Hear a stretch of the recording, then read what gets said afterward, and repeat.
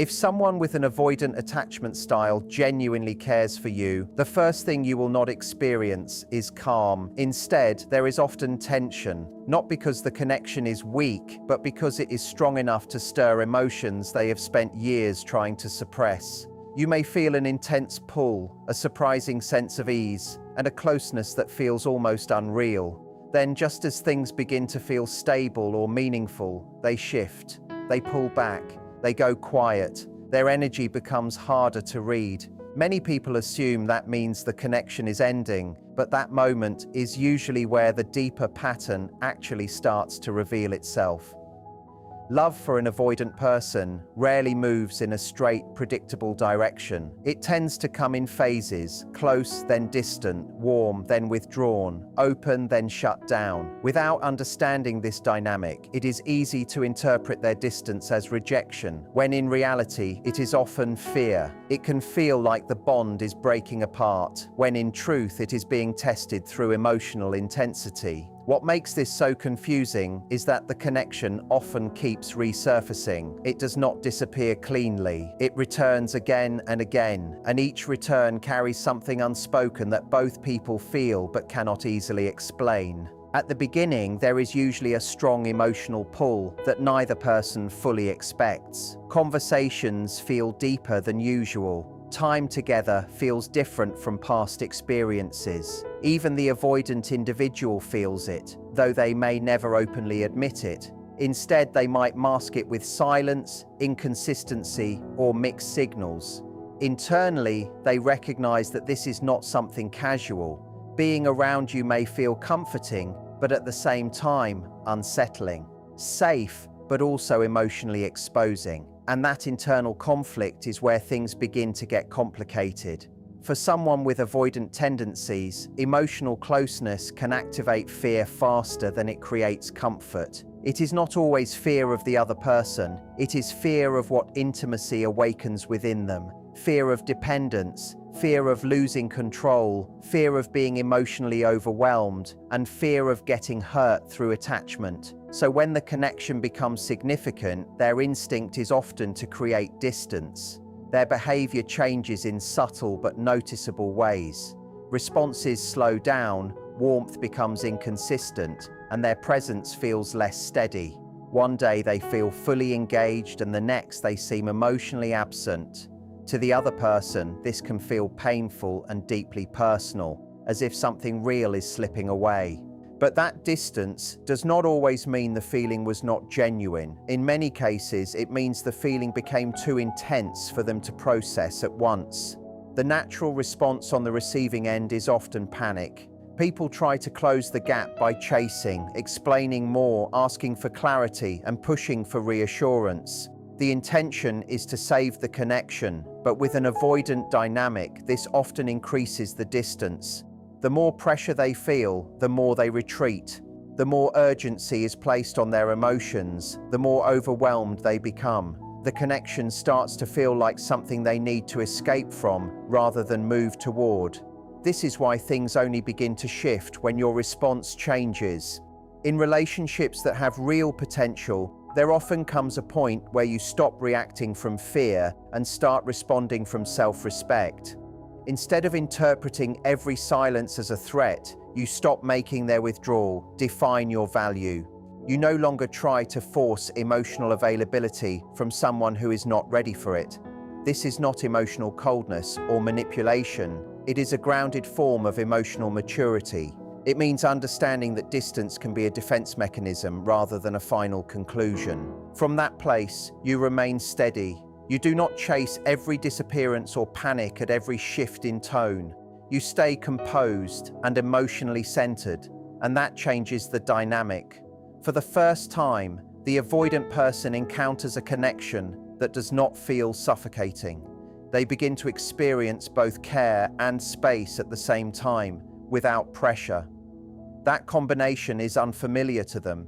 They feel the bond, but they do not feel trapped by it, which makes them more likely to stay engaged rather than fully withdraw. Eventually, a pattern begins to emerge. They may still step back, but they also return. Sometimes slowly, sometimes cautiously, but they come back into the connection. This is where misunderstanding often happens, because returning alone does not automatically signal healing or growth. It simply shows that the emotional bond is still active.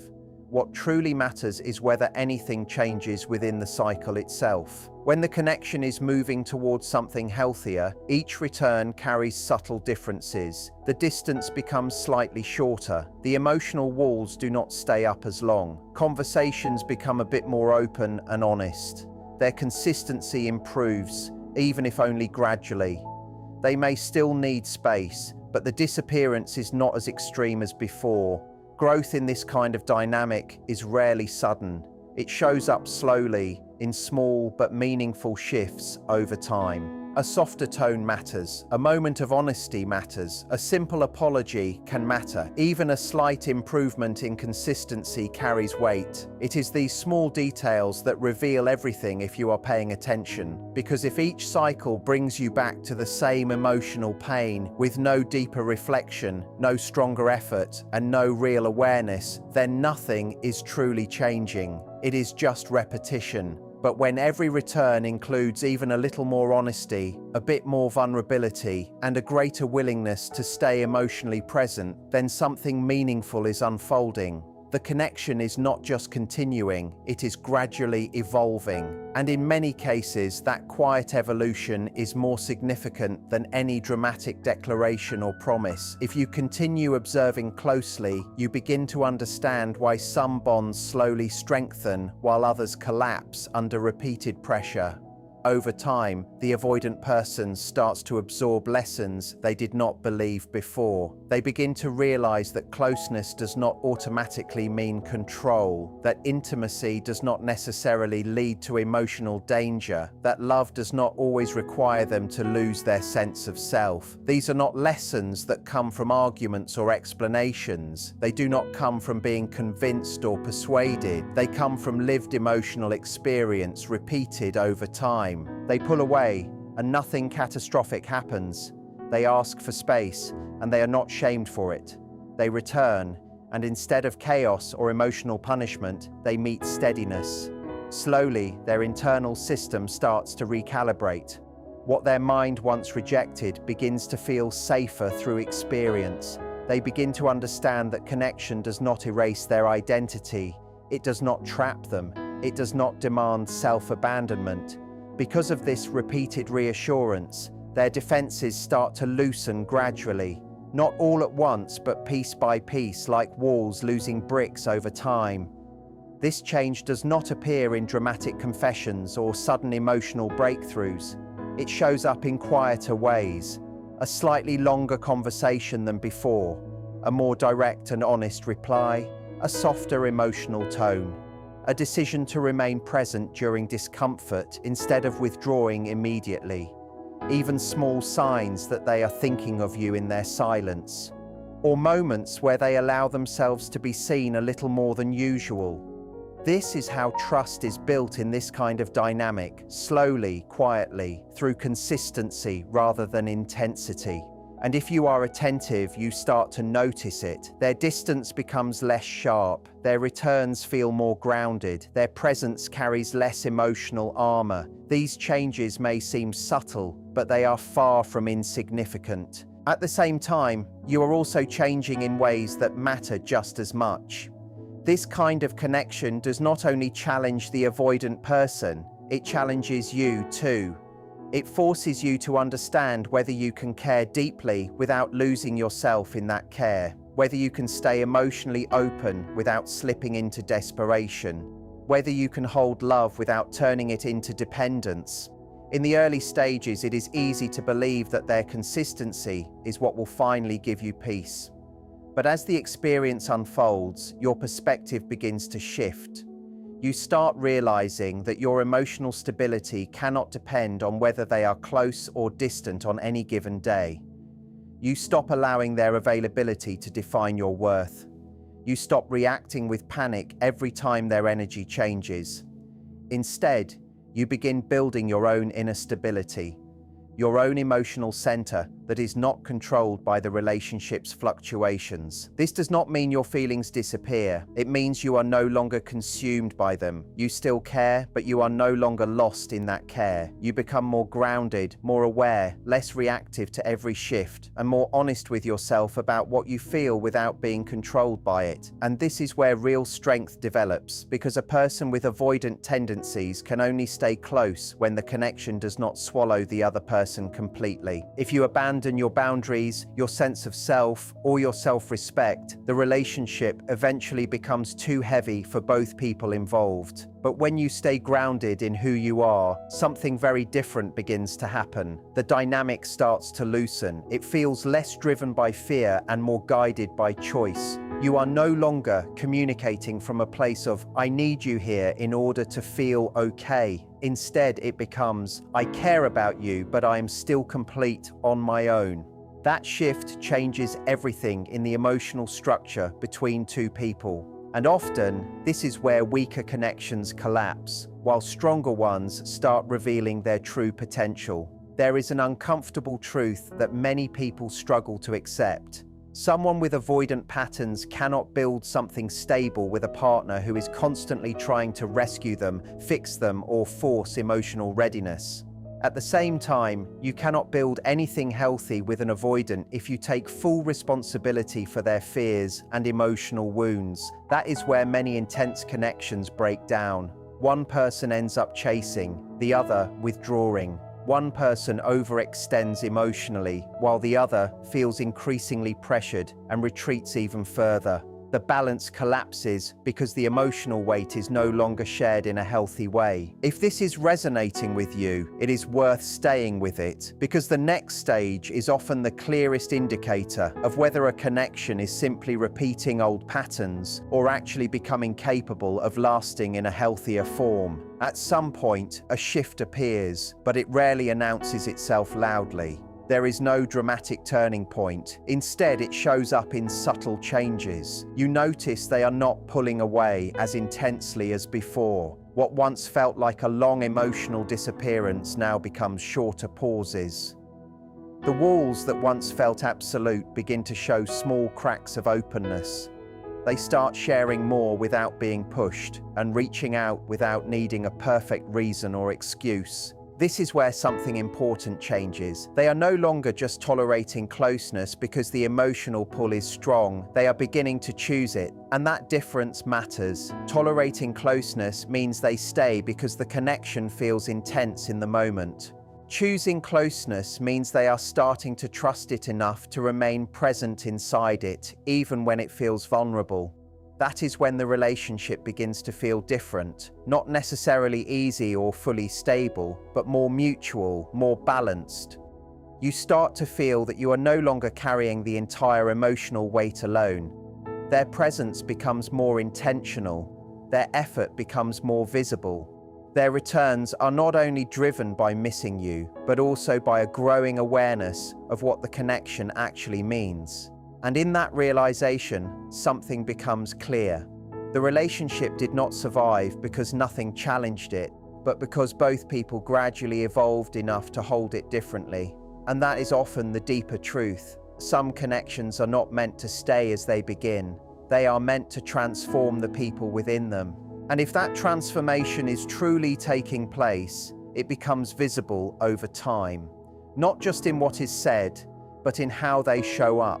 In their consistency, in their emotional responsibility, in their growing ability to stay connected without treating closeness like something dangerous. So if you are in a situation where an avoidant keeps returning, it is important not to get lost in the repetition of the cycle itself. Almost anyone can repeat a cycle. Leave, miss, come back. That alone does not define progress. The real question is always deeper than that. What is actually shifting inside the pattern?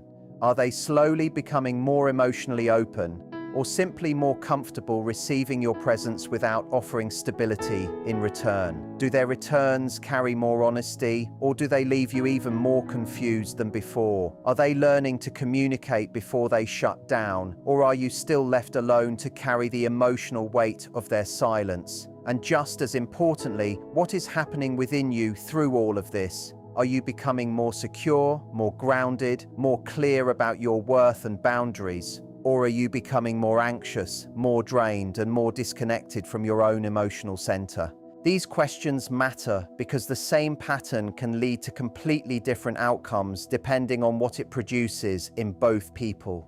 If the cycle is gradually building trust, improving communication, strengthening emotional control, and encouraging accountability on both sides, then something real may indeed be developing.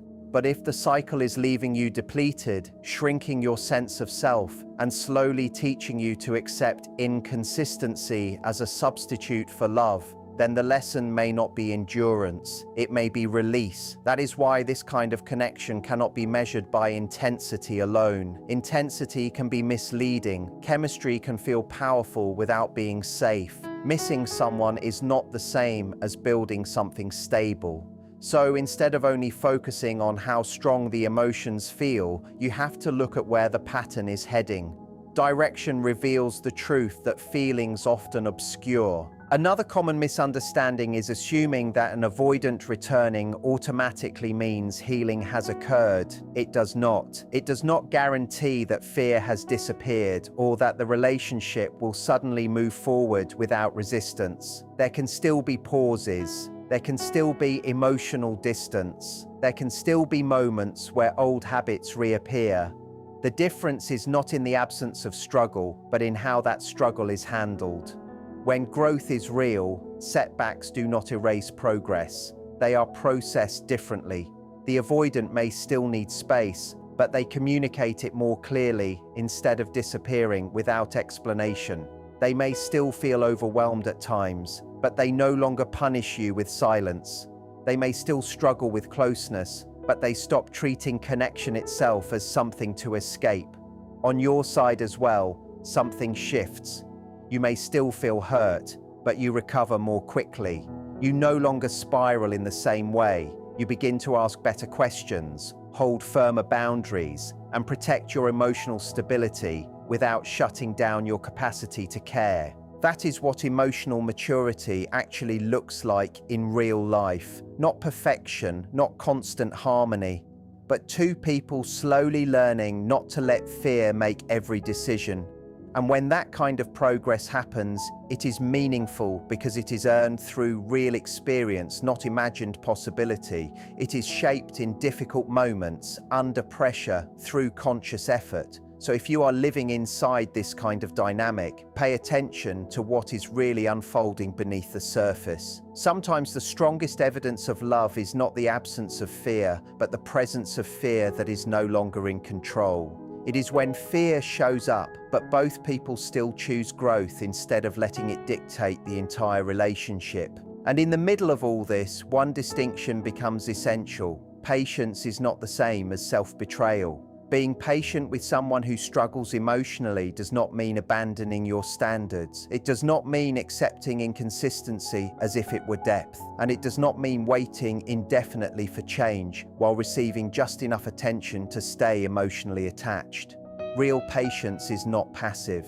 It is grounded. It has clarity. It has boundaries. It sounds like, I understand your fear, but I still need honesty. It looks like, I can give you space, but I will not chase basic respect. It carries the message, I know healing takes time, but time on its own means nothing if there is no effort behind it. This is exactly where many emotionally strong people start to lose their footing. They mistake empathy for unlimited patience. They confuse being understanding with slowly neglecting themselves. They keep telling themselves, maybe they just need more time, even when the actual pattern shows no real change underneath. But that is where awareness becomes essential. If a connection is genuinely moving towards something stable and loving, there will always be signs of movement. They may be small, but they are visible. More honesty than before, more accountability than before, more effort, more emotional presence, more consistency, even if progress is slow. Because slow movement is still movement. Slow growth still deepens something. It still shows direction. What matters is whether there is progression or just repetition disguised as potential. So the balance is this: stay soft, but stay aware. Stay compassionate, but stay clear. Love can stretch you, but it should not dissolve you. And if this is resonating deeply, there is something important to understand next. Often, the intensity of these relationships comes from the fact that they force both people into growth they did not consciously choose, but still deeply need. The avoidant is pushed toward facing closeness instead of avoiding it. They are forced to confront the emotional walls they built, the habits they justified, and the fear they once labeled as independence. At the same time, you are also being pushed to confront your own patterns, your need for certainty, your fear of abandonment, and the tendency to chase emotional clarity from someone who cannot always provide it. In that way, the connection becomes more than just romance. It becomes a mirror. It reflects what is unresolved in both people. This is why these bonds feel so consuming. They activate emotional layers that calmer relationships often never reach. They bring unconscious patterns into the surface. They demand honesty from both sides. But here is the crucial truth: growth alone is not a reason to stay forever. Pain alone does not make something meaningful or destined. A relationship only becomes truly valuable when that growth leads somewhere healthier, toward more stability, more mutual responsibility, and more emotional safety. If both people are evolving together, the connection naturally becomes stronger over time. But if only one person is doing the inner work while the other continues hiding behind fear, then what you are experiencing may be personal growth, not necessarily relational destiny. And that distinction matters because not every transformative bond is meant to become permanent. Sometimes a connection changes you deeply without being meant to stay in your life long term. What really matters is whether the transformation is moving both people toward each other in a grounded, sustainable way. And when it is real, the emotional climate of the relationship starts to shift. It feels less chaotic, less confusing, less like something you constantly need to decode. The attraction is still there, the depth is still there, but there is also more calm inside it, more space, more clarity. You stop feeling like you have to analyze every silence for meaning. They stop feeling like every emotional moment is a threat. There is more trust in distance, more safety in closeness, and more steadiness in how the connection unfolds. It is still human, still imperfect, still emotional, but it is no longer driven by panic. This is the shift many people wait for without knowing how to describe it. The relationship starts to feel less like emotional survival and more like a conscious choice. They choose to communicate instead of disappearing. You choose not to assume the worst. They choose to return with more honesty. You choose to stay grounded without abandoning your boundaries. And through enough of those repeated choices, the bond develops a different kind of strength. Not because it was effortless, but because it learned how to handle difficulty without falling apart. And that is what makes this kind of connection so unique when it truly matures. It is not built on chemistry alone, but on the ability to grow without losing itself in the process. It is built on evolution, on patience with progress, on emotional discipline, and on two people slowly, sometimes painfully, learning how to stop letting old fears dictate every part of the story. So if you have been wondering whether this connection truly means something, don't let the answer depend only on how intense it feels in the moment. Instead, look at whether it is actually making both people better. Ask yourself if the avoidant is becoming more emotionally available over time, more honest, more willing to stay present even when it is uncomfortable. And ask just as honestly whether you are becoming more secure, more grounded, and more loyal to your own needs instead of abandoning yourself for connection. Pay attention to whether the cycle is slowly shortening, whether trust is building, whether the bond is deepening in ways that can be seen in real behavior, not just felt in emotional highs. Because when an avoidant connection is genuinely moving towards something lasting, change usually becomes visible in both people. The relationship starts bringing hidden fears to the surface instead of burying them. It asks for patience, but also for responsibility. It demands growth, not just emotional intensity. And over time, it teaches emotional maturity in a way easier, more stable relationships often never need to. In the end, what keeps a bond alive is never the rush, never the longing, and never the emotional chaos. It is evolution. It is the gradual creation of safety in places where fear used to dominate. It is the decision to return not just out of habit or emotion, but with more awareness than before. It is the quiet shift where closeness stops feeling like a threat and starts feeling like something both people can finally trust. And if you are witnessing even small signs of that happening, do not dismiss them. Because sometimes the strongest relationships are not the ones that begin perfectly, but the ones that survive confusion, grow through distance, and become real, because two people learned, slowly and imperfectly, how to meet each other halfway, instead of expecting only one person to do all the changing.